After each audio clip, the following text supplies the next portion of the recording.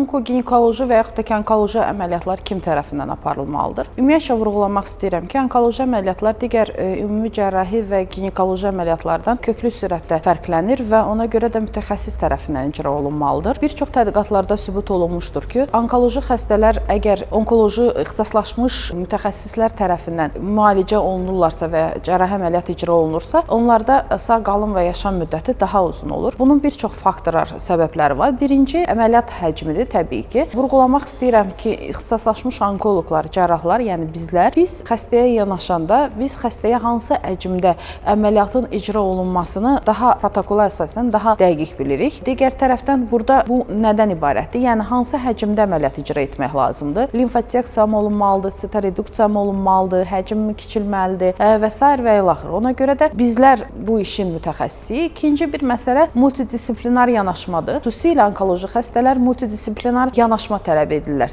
Biz cərrahları belə deyək, aysbergin görünən tərəfləriyik. Amma bu əməliyyatlar kifayət qədər böyük və həcmli əməliyyatlar olduğuna görə bu əməliyyatlar bir komanda işi tələb eləyir. Xüsusilə yaxşı anestezioloji reanimasyon briqada, radioloqların, patogistoloqların, eyni zamanda onkoloqların bir tam şəkildə kollektiv bir konsiliumla və yaxud da ki, məsləhətləşdirərək dəyərləndirilməsi bəzən gərəkir. Eyni zamanda ki, bu bir komanda işidir. Digər tərəfdən xüsusilə vurğulamaq istəyirəm ki, müalicə taktikasının səhv planlaması sonradan xəstənin yaşam müddətinə belə təsir edə bilir və ciddi fəsadlar verir. Ona görə də mütləq şəkildə, əgər sizə hər hansı bir onkoloji diaqnoz qoyulubsa, mütləq şəkildə mütəxəssisə müraciət edin və sağlamlığınızı ixtisaslaşmış həkimlərə etibar edin. Sağ olun.